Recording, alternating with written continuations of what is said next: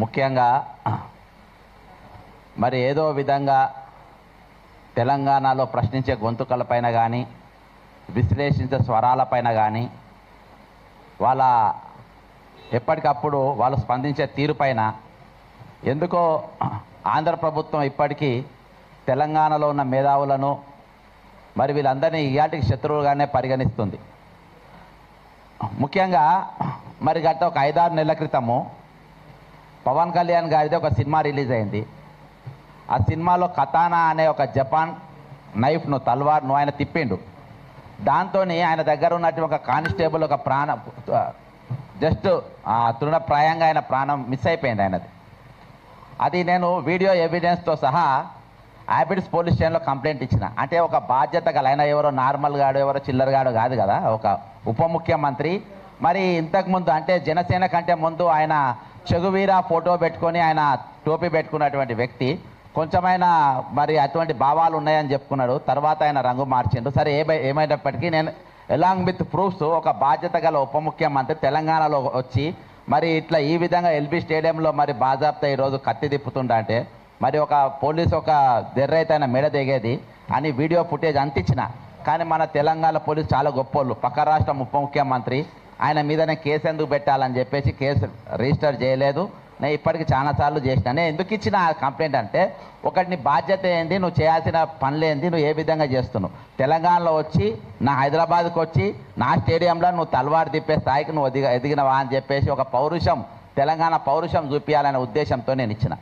ఇక ప్రొఫెసర్ నాగేశ్వరరావు గారి విషయానికి వస్తే అంటే ఈరోజు వాళ్ళు ఏ విధంగానైనా నాకు ఇవాళకి ఒక అర్థం కాని ప్రశ్న ఏంటంటే ఇదే రౌండ్ టేబుల్లో ఎన్నోసార్లు ఇన్నయ్య గారు కూడా కూర్చుండ్రు. అసలు ఇప్పటిదాకా క్లారిటీ ఏంటంటే అసలు ఇన్నయ్య గారు ఎందుకు అరెస్ట్ అయ్యిందో ఆయన చాలామంది చెప్పలేకపోతే నాకు కూడా క్లారిటీ లేదు. కాబట్టి ఎన్ఐఏ అనే ఒక పెద్ద సంస్థ ఇచ్చింది కాబట్టి ఎవరు మాట్లాడొద్దని ఎవరు గుర్తులు ఎత్తలేదు. కానీ ఆయన ఎందుకు ఎత్తుకపోయినో తెలియదు. ఇవాళ వెంకట్ అని మన జర్నలిస్ట్ వెంకట్ ఇంటి పైన బాజాబ్తా విజయనగరంకి వెళ్ళి వచ్చిండ్రు పోలీసులు. అరే భయ్ ఆయన ఏమన్నా పెద్ద ఇదా, పెద్ద ఏమన్నా టెర్రరిస్టా, పెద్ద యాంటీ సోషల్ ఎలిమెంటా, దేనికోసం పోలీసులు వచ్చిండ్రు? అరే ఇది తెలంగాణ ఆంధ్రలో అయ్యా జాగిరి అయిపోయిందా ఇది? అంటే అక్కడికి వెళ్ళి హైదరాబాద్ తెలంగాణ పోలీసు వాళ్ళు వస్తారు, ఇక్కడ వచ్చి ఇళ్ళ మీద పడతారు. అరే మేము మామూలు వాళ్ళమా? మేము ప్రశ్నించే గొంతుకలం. మేము మన బండి సంజయ్ కేంద్ర మంత్రి కొడుకు ఒక ఇష్యూలో పాల్గొంటేనే ఇక్కడనే రౌండ్ టేబుల్ మీద పడ్డాం, అరెస్ట్ అయ్యేదాకా ఎంబడి పడ్డాం. లాస్ట్కు ఒక 267 మంది పోలీసులు ప్రశ్నించే గొంతుల పైన కేసులు పెట్టే కాడికి తీసుకొని వచ్చినాం. అరే అంత గట్టి స్వరాలు ఉన్నాయి ఇక్కడ. ఇలా అంటే పోలీసు వాళ్ళు ఎట్లా వస్తున్నారు అసలు ఆంధ్రాకి వెళ్ళి ఇక్కడికి పోలీసులు? జగన్ రెడ్డి గారు మీకు రెడ్డి గారికి నాయుడు గారికి ఏమైనా ఉన్నదా లింకు? మీరేమైనా కన్ను కొట్టి ఆయన ఇక్కడికి వచ్చి మీరు వేసుకపోండి అని చెప్పి ఇద్దరం కన్ను కొడుతుండ్రా? ఏమైనా ఇక్కడ మేజర్ ఇష్యూస్ ఏమైనా డైవర్ట్ చేసే ప్రయత్నాలు చేస్తుండ్రా? ఎందుకంటే ప్రొఫెసర్ నాగేశ్వరరావు గారు మన 2 రాష్ట్రాలనే కాక భారతదేశం అంతటా కూడా ఆయన పేరు ప్రఖ్యాతలు ఉన్నాయి. కాబట్టి 2 సబ్జెక్ట్ ఈరోజు ఫార్మర్స్ ఇష్యూ చాలా పెద్దగా నడుస్తూ ఉంది. దాదాపు 10 మంది ఫార్మర్స్ ఇప్పటి చచ్చిపోయినరు.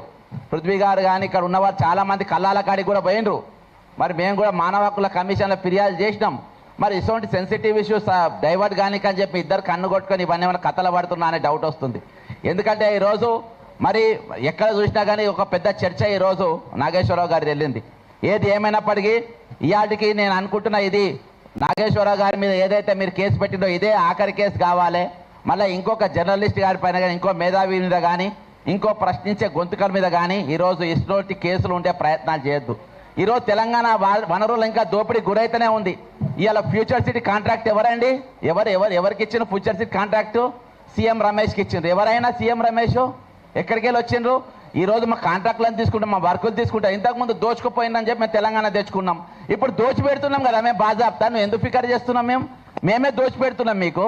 అయినా కానీ ఇవాళకి మేము మాట్లాడేటోళ్ళము, ప్రశ్నించేటోళ్ళము, అడిగేటోళ్ళము ఎందుకు మమ్మల్ని టార్గెట్ చేస్తుండ్రు?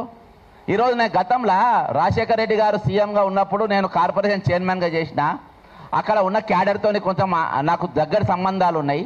ఎందుకంటే రాంబాబు గారు వాళ్ళందరూ కూడా నాతోని చైర్మన్గా ఉన్నటువంటి వ్యక్తి. కొంచెం నేను ఇన్పుట్ తీసుకున్నా అసలు జరిగింది ఏందండి.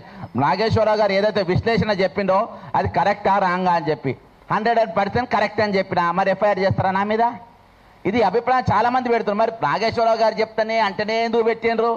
ఎందుకంటే అది అయితే 2 రాష్ట్రాలలో కాదు దేశవ్యాప్తంగా పాపులర్ అవుతుందని. ఇదే నేను ఒకటే చెప్తున్నా, మీరు వెంటనే ఆ పెట్టిన కేసులు వాపసు తీసుకోవాలని చెప్తున్నా.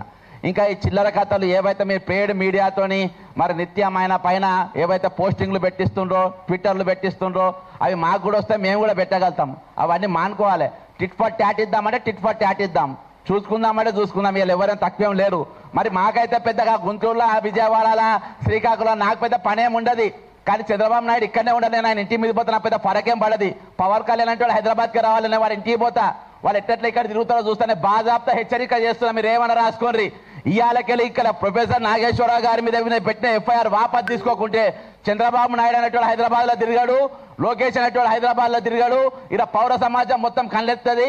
ఇక్కడ మా తరపున మాట్లాడేటోళ్ళు మా దగ్గర ఉన్న గలాలను ఈ రోజు మీకు కాళ్ళెత్తి తొక్కుతామంటే ఈరోజు ఇక్కడ ఊకునేటోళ్ళు లేవడం ఇస్తారు చంద్రబాబు నాయుడు.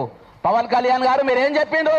మీరు రంగుల ఊసలు మార్చినట్టుగా మేము ఊసలు మార్చాం. ఇక్కడ మేము బరాబర్ నిలబడతాం, నిలబడతాం, కళాయించి నిలబడతాం, మొగోళ్ళు నిలబెడతాం, మొనగాళ్ళ లెక్క నిలబడతాం. నీ లెక్క చెక్కగా లెక్క నిలబడడు. ఈ రోజు నాగేశ్వరరావు గారి మీద తుపాకీ పెట్టి మా మీద కాల్చే ప్రయత్నం చేస్తున్నా కావచ్చు. ఈ రోజు మీ పోలీసులను ఇక్కడ హైదరాబాద్ ఏ విధంగా తిరుగుతారు బాస్? తెలంగాణకు పోలీసులు ఏ విధంగా వస్తారు? అరెస్టు వారెంట్లు పట్టుకొని ఏ విధంగా వస్తారు? మేము చేతగాని వాళ్ళమా?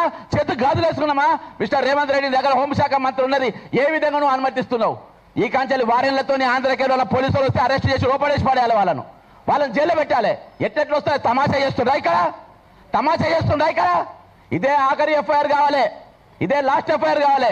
ఇంకోసారి ఎఫ్ఐఆర్ అయితే మామూలు గుండెలు చెప్తున్నా, పవన్ కళ్యాణ్ చెప్తున్నా, ఖబర్దార్ అని చెప్తున్నా, హెచ్చరిస్తున్నా. రిక్వెస్ట్ బొంగ ఎవరి చేయడు ఇక్కడ. నువ్వు చేసి చూడు, ఇక్కడ అరెస్ట్ చేసి చూడు, కుక్క మీద కాలే తొక్కుతా నా కొడకల్లారా. జై తెలంగాణ, మరి వీళ్ళకు జోహార్.